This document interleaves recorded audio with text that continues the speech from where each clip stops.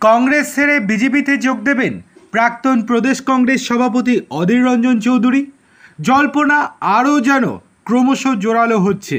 এবার অধীর রঞ্জন চৌধুরীর জন্য বড় প্রস্তাব বিজেপির। রাজনীতির অন্দরে কান পাতলেই শোনা যাচ্ছে বিজেপিতেই যোগ দিচ্ছেন তিনি। ইতিমধ্যেই তাকে তৃণমূলেও যোগ দেওয়ার প্রস্তাব দিয়েছেন অধীরের একসময় শিষ্য কান্দির তৃণমূল বিধায়ক অপূর্ব সরকার।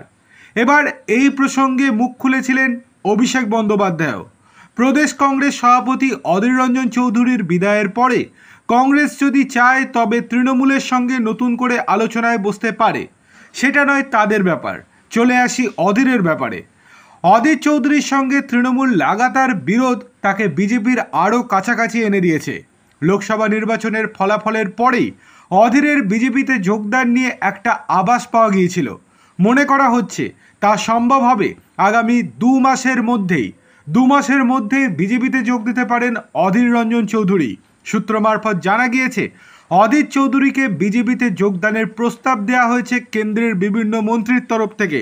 তবে শুধু নেতা হিসেবে নয়, অধীর চৌধুরীকে বাংলায় তৃণমূলের বিরুদ্ধে লড়াই করার জন্যে কেন্দ্রীয় পূর্ণমন্ত্রীর দায়িত্ব পর্যন্ত দেয়া হতে পারে। অধীরকে রাজ্যসভা থেকে জিতিয়ে সাংসদ করার কথাও ভাবছে বিজেপি। এবার আপনাদের মনে প্রশ্ন আসতে পারে, কোথা থেকে রাজ্যসভার সাংসদ হবে? পশ্চিমবঙ্গ থেকে? না, পশ্চিমবঙ্গ থেকে রাজ্যসভার সাংসদ করতে চায় না অধীরকে বিজেপি। সাধারণভাবে জানা যাচ্ছে ত্রিপুরা থেকে রাজ্যসভার প্রার্থী হিসেবে লড়াই করতে পারেন অধীর রঞ্জন চৌধুরী বিজেপির হয়ে।